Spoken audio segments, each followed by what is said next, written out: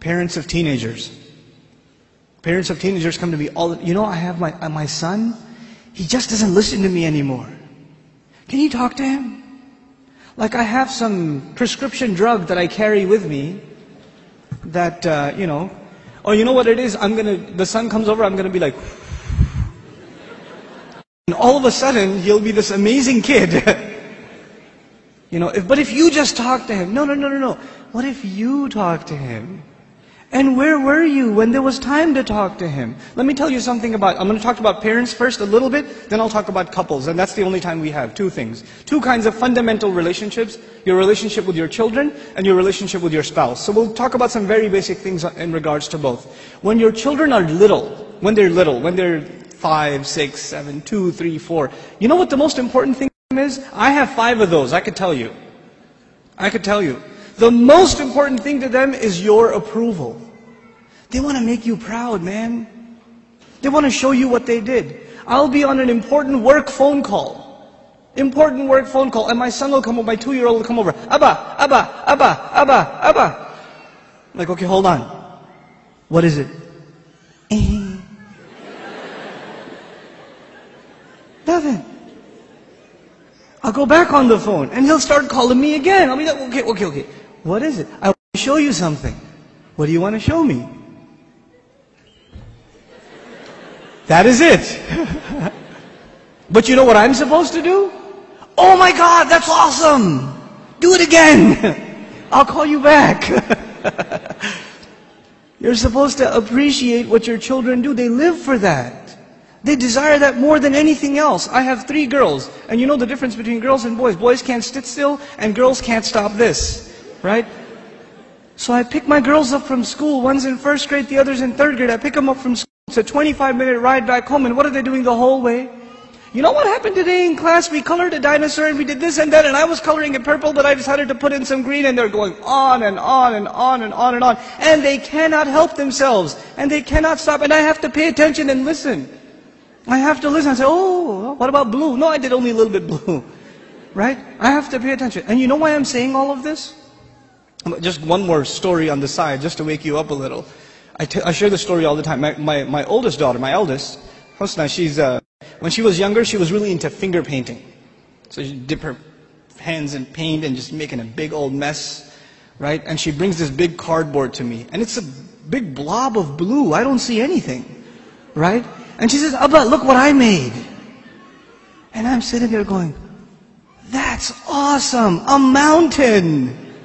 And she says, no, it's Mama. And I was like, oh, don't tell Mama. But the point I'm trying to make is they live for your approval. Live for it. But those of you that have children that are teenagers, do they get in the car when you pick them up from school and they can't stop telling you about what happened? Does that happen? Now, you know what happened in school today? My teacher said this and that and the other and I got an A on my paper. Nope. They're quiet. And you're trying to know, how was your day? It was okay. So what'd you do? Something. Where are you going today? Somewhere. They don't talk. Getting them to talk is like an interrogation at a police station. And they're not saying anything to you.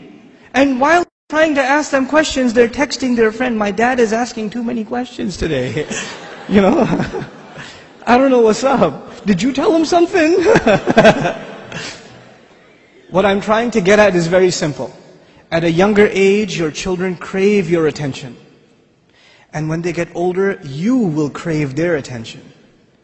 But if you don't give them attention when they're tiny, when they come to you with their toys and you say, go in your room, I'm watching the news. The game is on, could you take him please? Come on, I had a long day at work. I don't want to deal with this right now. I have friends over. It's embarrassing. Go to sleep. Go get out of here. When you have this attitude towards your children, like they're an obstacle in your path, your job was at work. When you come home, you're on vacation. No, buddy, your job began when you came home. That's your job.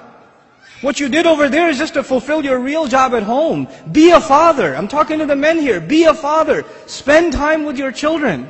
They're not just there so you put them in school and you come home from work, you just want to go to sleep. You don't want to bother with you don't want to talk to them, and actually the easiest way to not talk to them is get them an iPod Touch and an iPhone, and get them a computer and a laptop in their own room with high-speed internet, so you don't even have to look at their face. They could just be in their room all day Facebooking, finding themselves a new set of parents online.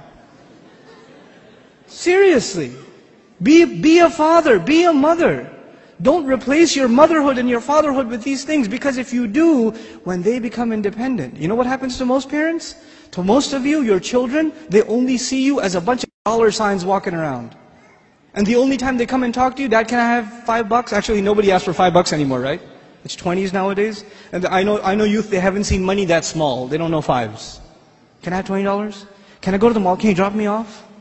Can I go over to my friend's house? Can I do this? Can I do that? Can I do the other? When they want something, they come to you. Otherwise, you don't see them. And when they get to a certain age where they are old enough to make their own little bit of money, guess what? You're not going to see them at all. Because your cash register is no longer relevant. That's no longer relevant. If this is the relationship you are setting yourself up for, you're headed for destruction. We got to change this now. And the way to change it, and it's going to be hard for a lot of you to implement this, but we have to be friends with our children. We have to be their best friends. They should enjoy hanging out with us the most, the parents.